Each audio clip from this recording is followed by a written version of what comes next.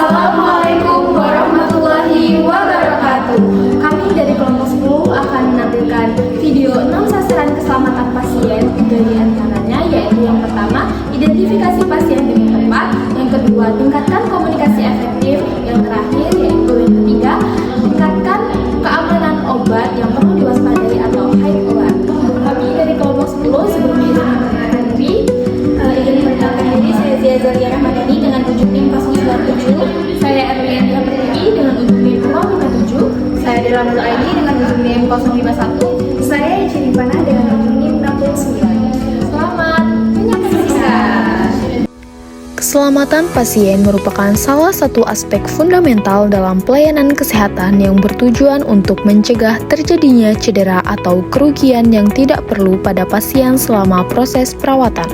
Sasaran keselamatan pasien merupakan indikator penting yang ditetapkan untuk meminimalkan risiko terjadinya insiden keselamatan pasien.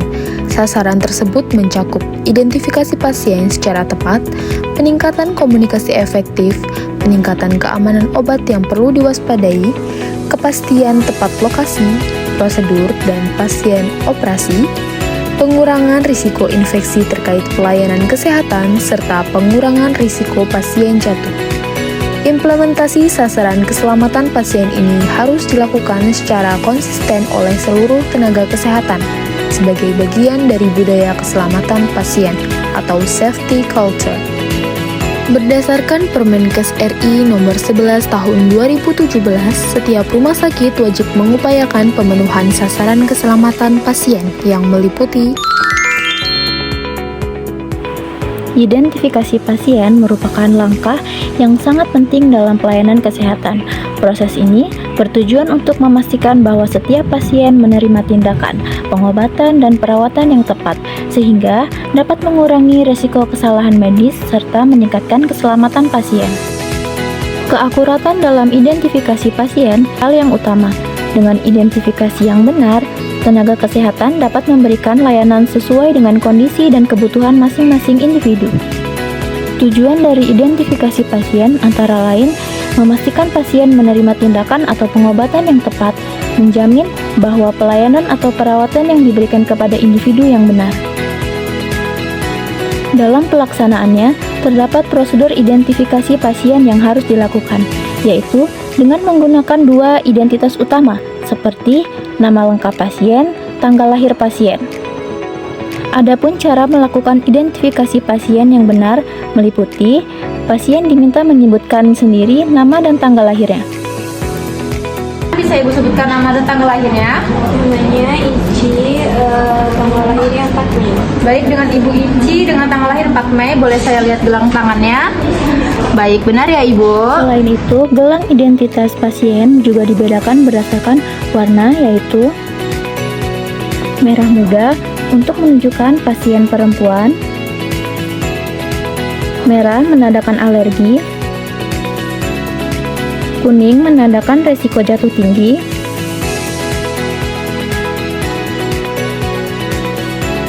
ungu menandakan DNR atau pasien yang tidak dilakukan resusitasi, hijau menandakan pasien dengan kondisi tertentu, biru menunjukkan pasien laki-laki. Dengan penerapan identifikasi pasien yang tepat, diharapkan keselamatan pasien dapat lebih terjamin dan kesalahan dalam pelayanan kesehatan dapat diminimalkan.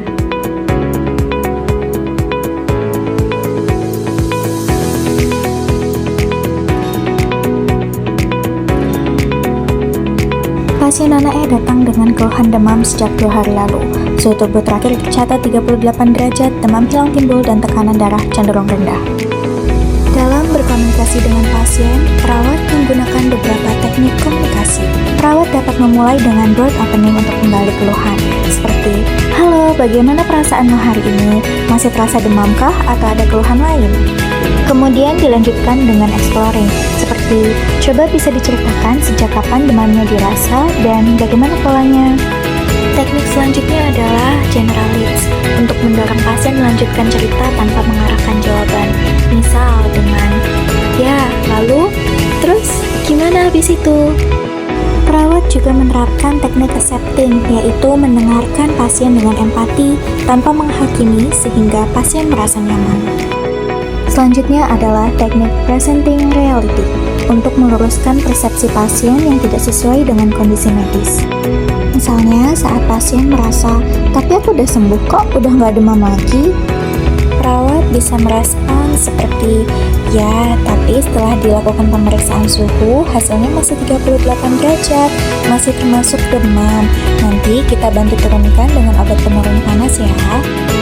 Terakhir, perawat dapat memberikan information giving, yaitu penjelasan terkait kondisi pasien, seperti penyebab demam, rencana pemeriksaan, dan tindakan yang akan dilakukan. Setelah melakukan pengkajian dan komunikasi dengan pasien, perawat selanjutnya menyampaikan kondisi pasien kepada dokter.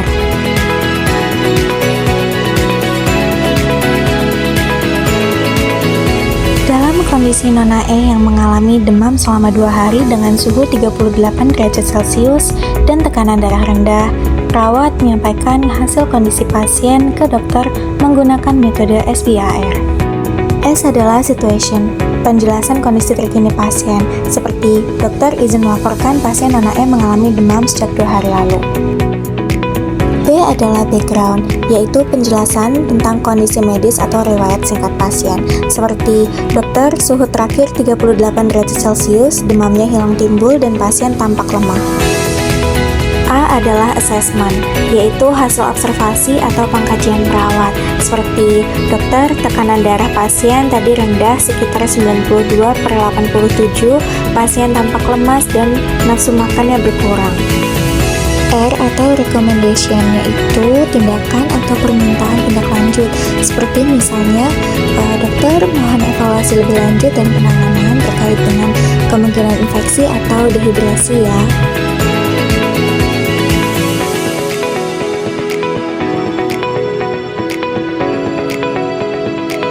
Dalam komunikasi dengan apoteker melalui telepon, kejelasan informasi sangat penting karena berkaitan dengan pemberian obat.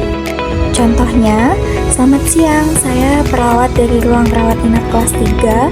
Mohon untuk konfirmasi obat untuk Nona E dengan demam 38 derajat Celcius. Apakah paracetamol 500 mg diberikan 3 kali sehari sesuai instruksi dokter? Kemudian melakukan read back, yaitu pengulangan informasi untuk memastikan tidak terjadi kesalahan dalam pemberian obat.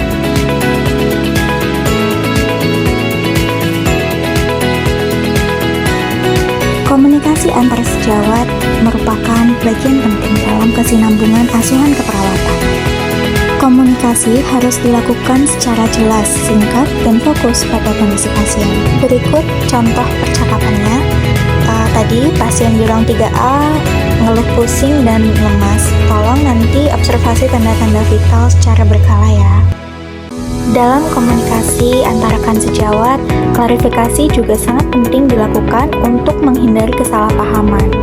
Misalnya dengan pertanyaan lanjutan seperti gimana hasil tanda vitalnya, atau gimana kondisi pasien, ada perubahan atau enggak. Komunikasi yang efektif antar tenaga kesehatan membantu mencegah keterlambatan tindakan dan meningkatkan keselamatan pasien.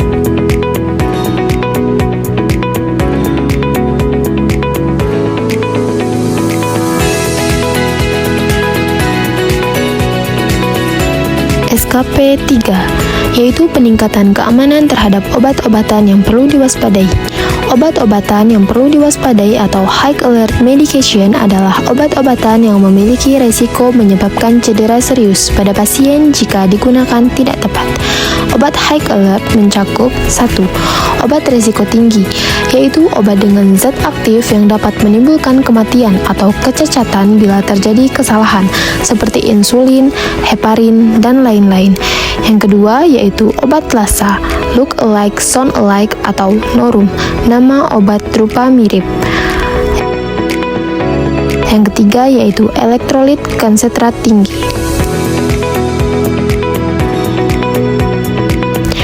Double check obat high alert dilakukan oleh 2 orang yang berbeda pada tahap penyiapan obat dan distribusi obat pada staf farmasi, dan double check oleh perawat sebelum memberikan obat kepada pasien pada saat pelaporan pergantian jaga atau saat transfer pasien. Double check didokumentasikan dengan menggunakan stempel double check yang ditandatangani oleh dua orang yang berbeda.